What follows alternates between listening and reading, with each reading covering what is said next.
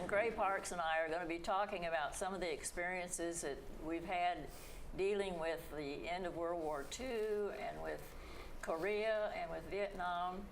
And I'm sure many of you can relate to that and can join in and think about things that have happened in the past and what happened to you during those times. So welcome, Bill and Gray. Thank you, Yvonne. Thank you. And I think, Gray, we're going to let you start because you have the World War II things. I did. My uncle in World War II, he was about 10 years older than me, and I wouldn't say that we were close, but at least by the time he went in, I was about 12, 13 years old, and he was about 23. So we corresponded occasionally. When he first went in to the Army Air Corps, he was down in Miami, and he sent me a postcard. And you guess a couple interesting things about the postcard. It's got a 1-cent stamp on it. And he says, "Hello, Gray. Say I'm okay. Hope this finds you the same. Well, Gray, I like the Army fine, and boy, I get to see plenty and get to go swimming every day. I guess you think I don't like the Army, but I do," and so on and so forth. So that was, he had just joined, he'd just gotten into the Army. This was early '42. And then he was over in Europe, and this was 1944. And the interesting thing is, there's a 6-cent airmail stamp on it, which surprises me because I thought they were able to do free mail at that time. I know later on we certainly did. And his letter now it's a pretty good sized letter. And the interesting thing is, he wants me to pick some chinky pens and send them to his wife. So that was my instruction from him from Europe. And of course, I'm sure we did, and sent them to his wife, who was a few miles away down in Martinsville from us. But anyway, I thought... Okay, stop, sorry. Diane's apologizing. So how far back are we going? From the very beginning.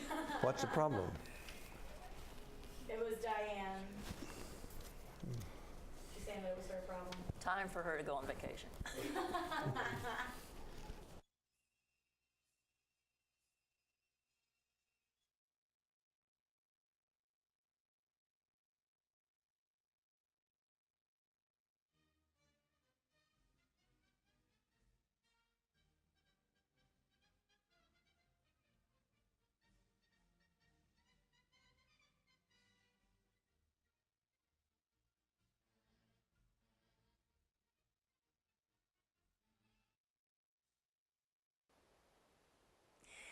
You are watching Channel 6, and today is July the 4th.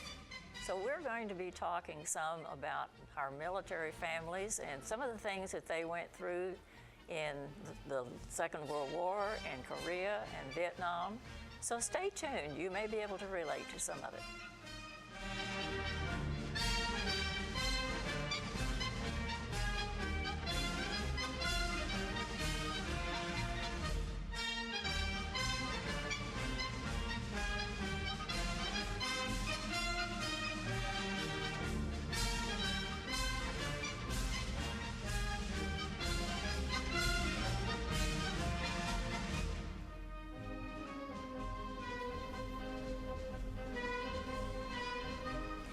I'm in the studio with Gray Parks and Bill Weiss, and we're going to be sharing some letters and some remembrances of those years that ended with the Second World War and then went on to Korea and Vietnam. So stay tuned, and I'm going to turn it over to Gray Parks. He's going to start us with World War II. Good morning, Yvonne. Thank you very much. And what we're really talking about is, I guess, the importance of letters, communications between home and the men or women who are in the service. And the different wars, of course, had different kinds of communication. We only had letters in World War II, and we eventually wound up with the mail. In Korea, we had letters, and we had MARS, or the military affiliated radio station, that if we had something really important Right. that we could do, and the same thing was true in Vietnam. Except in Vietnam, we also had tape recorders by that time. Now they have Skype, That's right. you know, and so that's wonderful that they can communicate from the front to the. But back in World War II, we had postcards and we had letters, and when my uncle, who was about 10 years older than I was, went into the Army Air Corps in '42. He wrote me a number of letters, and I brought a couple here just to show what they were. The first is a postcard. It was early in '42 that he sent me, and I don't know if you want to. There it is, and it's got a penny stamp up there in the corner. So, and it says he's just gotten down there. He hasn't been very long, and he's in Miami Beach. You can't beat that. It says, "Hello, Gray. Say, I'm okay. Hope this finds you the same. Well, Gray, I like the Army fine, and boy, I get to see plenty and get to go swimming every day. Well, Gray, I guess you think I don't like the Army, but I do. All I don't like about the Army is being away from Velvy." That was his wife. So that was the first postcard to me. And then later on, when he's in Europe, he writes a letter to me, well, this is one of several, but this just happened to be the one that I picked out. It was August the 10th in '44, so this is after the landing on Normandy. And he goes on to talk about how things are. I'm still okay and feel fine. Would like to feel a lot better if I were home to stay, but it looks like I will see a few more months outside the U.S. and so forth. And he winds it up and he says, will you do a favor for me? Pick some chinky pins for Velvy and send them to her. So that was, chinky pins is, by the way, is a small nut that we had on the hills down there in Southwest Virginia, and it's a very sweet nut. We loved it very much. So they also had V-letters in World War II, where they took a picture of the letter and sent it rather than the whole letter, so that it didn't take up quite so much space. Right. I have some of those, but unfortunately I couldn't find them. Well, I joined the Army Air Corps in 1946, July 46, and but we got free. Now, we've got, you see the free up there? That was fine. That's all we had to do is to send them that letter. It was just right free, and it went out. So this is my letter home from the first, after I'd just gotten there. Where is it?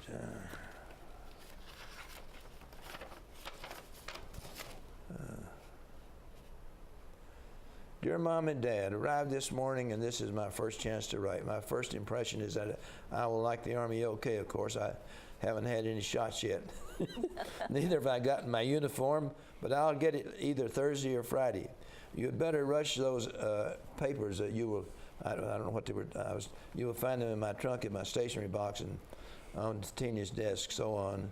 I came through Washington this morning and made a tour of it. I saw all the buildings and looked through the Smithsonian Institute, where Lindbergh's plane and the oldest planes are there, and so on and so forth. So that was my first letter home after, and I wind it up and say, P.S. Did you all get back? Well, I guess that I had better close. Answer soon, so I shall get it before shipping out. Love. P.S. I found out today that I'm going to San Antonio in a few days, so don't write. That was about typical, wasn't it? That's right. Okay, and the next letter, there was another one here, but this one was after I'd finished my basic training. So I write them again, and it's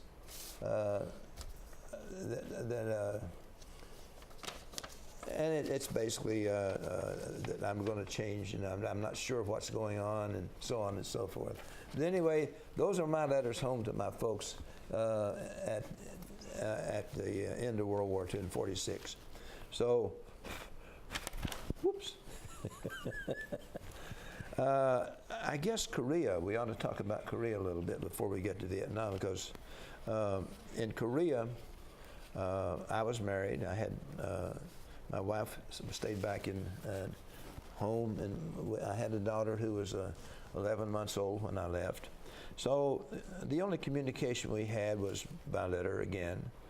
No telephone, no Skyping or anything of that nature.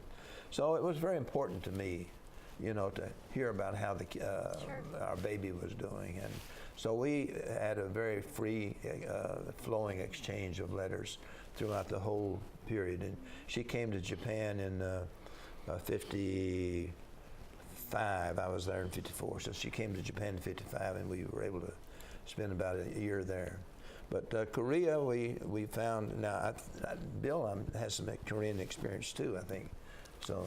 No, my husband was in Korea after the war too. Okay. Well, I had the opportunity to be in Korea during the hot war, and in the Marine Corps Infantry as a young second lieutenant. And I realized then how important mail from home was, and what a morale factor it was. And the most important and the most significant time for any, I know the infantry and probably throughout Korea, was mail call. And when all the letters were handed out, if you didn't get one, boy, that was a sad time. Right. And flashing forward to Vietnam, by then I was a lieutenant colonel. I arrived in 1967 and stayed there as a battalion commander along the demilitarized zone. We were fighting the North Vietnamese Army, and we had a lot of contact. We suffered a lot of casualties. Well, I knew then, in assuming command, I was not just commanding men in combat, but I was representing America. Mm-hmm. And I felt very strongly that at least the parents of these men that were fighting in an unpopular war, that were fighting as well as any serviceman or soldier, sailor, Marine, or airman had ever fought, and did such a fantastic job, and it wasn't told properly back there. Of course, it's hard to describe what goes on in combat in terms that the average civilian can understand. Right. But I wanted the parents of my men to know more than what they read in the newspapers and what their youngsters were sending them by letters. So I started just shortly after I took over to send what I called they called, I should say, CO's newsletters, in an opportunity to let them know what was going on. And I told it like it was. I didn't try to varnish everything and make us look good, although we were damn good, I want to tell you. Of course you were. And I sent a newsletter at Christmas time, one in February, one at Easter, and then one aboard the hospital ship after I was wounded in medevac. And here are copies. Here on top is my Easter newsletter, which was sent out in Easter, just before Easter. As a matter of fact, we were in the field on Easter. And here's the way I sent it. Dear wives, parents, and relatives, it hardly seems like the proper time or place to be writing, but here goes. It's a dark night. We're in the sand dunes north of the Quaviet River, just south of the demilitarized zone. I'm using a shielded flashlight sitting beside the chaplain's foxhole. Around me, I have the finest combat-tested battalion ever to take to the field. If the enemy didn't know it before, he knows it now. This is a scene of sharp contrast. Now, I want to tell you, I wrote this scribbled it by flashlight, but it was reprinted back aboard a Navy ship when my chaplain took it there. Everything becomes quiet. I hear the hump rumble of artillery, the sound of bombs exploding, and an occasional hand grenade that breaks the silence. Everything becomes quiet, and then the night insects start their serenade. Our operation is in its fourth day. Like a number of others in recent weeks, it has been highly successful. We have been cited in messages by General Westmoreland, General Cushman, and General Tompkins. The Magnificent Bastards, that was the nickname of our battalion, Magnificent Bastards, have never been more magnificent. I'm so proud of your Marines and sailors, I could bust. And then I go on and describe some of the way we conduct medical evacuations and what great job the corpsmen are doing and how important they were. And at the end of every letter, I told them, it's very important that your men receive mail, but if there's any question in your mind, if you need to know if there's an emergency or something, go to the Red Cross, and they can help you get what is called a welfare report, a quick one by message. But if it's just not hearing from Johnny and he just doesn't write, send a letter to me or my chaplain, and we will get a hold of the gunnery sergeant of that Johnny's company, and Sit him down Johnny's to write a gunnery letter. sergeant will hold a little school on writing letters. And of course, as we didn't have to have stamps, and you could actually send letters on the back of sea rations, for example, address it and write, and all, we never saw what was in, but we made sure it was addressed and it was from Johnny or Charlie or whatever his name was. And that saved a lot of grief for the parents back home. And some of the saddest letters I've gotten were from the parents of men that were killed. And they told me, and I'm not going to read one of them because I'll start crying here, but they told me how grateful they were that they knew more about what their sons were doing. And I told them that their sons were fighting as well as any soldiers or Marines ever fought, and that they were doing it for, in many ways, what they were doing was more significant, in my opinion, than what happened at Valley Forge and Iwo Jima and even in Europe in World War II. And the reason I say in those wars, we were fighting for our own freedom. We were fighting an enemy that was out to destroy the United States. Right. But in Vietnam and also in Korea, we were fighting for a people that the average American didn't know, and certainly those young 18, 19-year-olds over there didn't know, but they were fighting for the freedom of the South Vietnamese people. The fact that our politicians screwed up at the end is irrelevant, that they were fighting in a way that I think was very noble, and I'll tell that to anybody, Yes. anytime. And I just want to read one letter that I received from a parent. My name, dear sir, it was with deep regret that we learned of your wounds, and thank God that your life was spared. We pray that you will have complete recovery and that someday our son will again be under your command. Your letters have given us courage and comfort.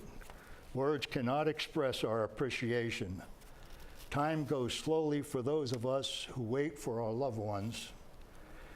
We do have faith in our young men, and we know that there is hope for America through them and through their fine leaders. Sincerely yours, Mr. and Mrs. Sam Jackson, Houston, Texas, parents of PFC C.R. Jackson, and it gives a serial number. Yeah. And P.S., we're sorry that your sergeant major was killed when you were wounded. So, and you can see here, I just brought a small handful. I've saved most of those letters. Some of them were lost in transit, but I still have a big batch of them here. And I hope someday I'm going to write a book just about those letters and what they meant to me and what they mean to America. You know, Bill, hearing you read that letter, that probably means more to you than any medals that you probably acquired during Vietnam, because that really expresses something from the parents of your men. And also, to me, it tells me what a great commander you were and how interested you were in your people, and how important it was to have such interest in your men. You know, that's, to me, that's very impressive. I like that. Well, you know, in wartime, most of those that get medals are senior officers, Yeah, and rarely, well, not rarely, but too often, the men that do the most fighting and do the dirtiest work and get the less sleep and the less food and take the most hardship rarely get recognized properly. And frequently it's because the men that knew and saw them are not around to write up the decorations. Exactly. You have to have, to get an award, a combat award in the Marine Corps, you have to have at least 2 eyewitnesses. Well, in some of the battles, like Dido, we had 81 killed in a 3-day battle and Right. 297 medevaced out of about 650 men. Right. So, unfortunately, they didn't get the recognition that they deserved. But A lot of that has to do with the fact that you were medevac too. yeah, I was medevaced, and all my company commanders, one was killed, and all my company commanders were medevaced. So, and you can only, and I wrote a number of awards, but I could only write them for the men that I actually saw doing it, and you can only see so much. And so that's the way it is. But anybody that's been in combat will tell you that it's the riflemen, it's those that close with and destroy the enemy hand to hand sometimes. Right. It's brutal, and it takes a lot of courage. And anybody that tells you that they're not scared is Reminds me of the lying. letter that I had from my husband that, let's see, which one was it?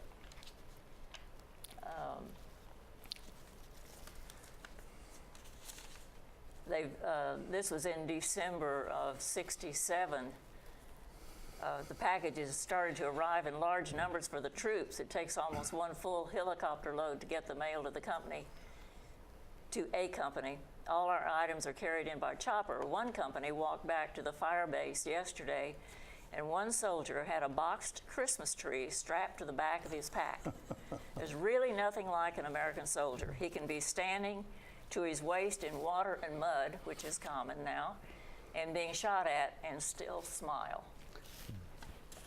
You know, there is some humor in combat too, and I want to tell a story of a young Marine that was in my rifle platoon in Korea, and on mail call day, he would always get 7 or 8, whenever mail came through, 7 or 8 letters where most of us didn't get any, or maybe 1 or 2, and finally one of his buddies went up, and his last name was Williams. He said, "Hey, Williams, how come you get all these letters and we don't?" And, you know, they smelled the perfume and everything. And old Williams said, "Well, you just don't know how to write these letters, man." I said, "What do you mean?" He said, "Well," he said, you have to really write the right stuff. For example, here's the one I sent to Sally, and he said, "Here, dear Sally, this will be the last you ever hear from me. I want you to know that I volunteer for a suicide mission, and in my dying hours, I was thinking only of you. I'm writing this letter in darkness by the light of tracer bullets that are flying all around me. Blah, blah, blah, blah, blah." So he would write a letter and would be copied by everybody in his squad, and we started getting more mail than anybody in the battalion. As a matter of fact, I participated in a little bit of that too. All of the GIs that were friends, you know, they had sisters and so forth, and sisters wanted to get mail. So I probably had about a dozen that I was writing to during that period. So, but I didn't have anything like that to write about. I mean, that was really dramatic. Well, next time you go to war, Ray, you I'll have to remember that. remember how Williams wrote his, and you'll start getting a lot of mail. I'll have to remember that. Yeah, I was thinking, my husband was in Korea, like I say, after the war, and but he had a company up on the DMZ. So they, of course, were watching the border all the time, and they were under sniper fire a lot. And he'd try to find things for them to do to keep them somewhat normal in that life. So they had a little Korean town nearby that they kind of made contact with, and my husband got them involved with the kids. He thought, you know, that would help a little bit, and it did. But they found out that the school was just a shed, you know, with a mud floor and everything. So they decided they'd build a school for this little town. So they ended up with some midnight requisitions and built them a nice little Quonset hut and with a nice floor and some desks and so on. And so, of course, they were the heroes of the town. Then they wrote and asked me for a picture of him to hang in the school. So my husband's picture's there someplace in Korea. Well, Yvonne, you represent the home front too, because I would think it was very important for you to get letters from your husband. Oh, yes. Because, you know, that communication, but you must have been anxious and during that period. It was a very trying time because there was so much anti-war sentiment around, and I felt very isolated. I was not on a military post. I was living in Fairfax, and my kids were both young teenagers. So it was kind of a hard time on all of us. It was especially tough on the children of Yes. the military people that were over in the fighting zones. Yes, yes. Because they were getting the riffraff in school.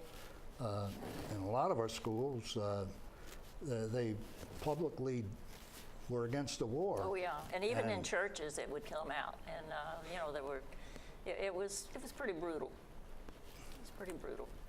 And I think probably the big thing that I still cringe about every time I think of that situation is when so many of the troops would come home and come into California, and they would be spit on and booed, and it just broke my heart to see that. You know, but you'll be interested to know that there was a poll taken of Vietnam veterans that had seen combat during the war. And interestingly enough, more than 90% of them, now this was many years after, about 40 years after they were in Vietnam, were proud of the fact that they served in Vietnam. And 85% said they would go again, even if they knew what the end would be, where we deserted South Vietnam. I think that's the typical, I started to say military, but I think there's more patriotism there than people really realize. And I think in the military, it's so strong that they want to protect the country, they want to help other people, and it's that camaraderie among the military too that makes so much difference. Yeah, they see what the rest of the world, how the rest of the world Exactly, lives, and exactly. they compare it with their homes and what they have back in the Exactly. States, and they understand what they're fighting Right, for. right. And and you're right, the camaraderie, the friendships that you make in combat are, I mean, they're different, but they're just as strong, maybe stronger than a man and family a woman sometimes. has for his Right. wife Right. or husband. So it's a real privilege to serve your country. It is. This other one from my husband that I had picked up, I just kind of drew these out without looking too much. But he says he moved into a new bunker last night. I can even stand up. It has a wood floor, just like the Hilton. Not too far from my artillery, and each of the 200 rounds of 175 each night almost knocks me out of bed. Impossible to get used to those. You get used to all the other loud rounds, but not the 175. So The 175 was a gun, and Yeah. it was a much louder, sharper Right. report than the At a longer howitzers. range, Oh, yeah. longest Right. range of any of our Right. artillery. Yeah. Yeah, that was kind of like hearing the shell of a battleship 16-inch shell that big around and weighing more than the average car, whistling overhead. It sounded like a freight train. Right, right. Well, this is the 4th of July, and It you is. know, I suspect that our forefathers under General Washington also had the same kind of problems. I hope that some battalion commanders were writing letters on behalf of their troops, Right. just like you did. That would be great to think that that was the case, but of course they didn't have the great communication capability that we had even in World War II. They didn't have Pony Express. I know.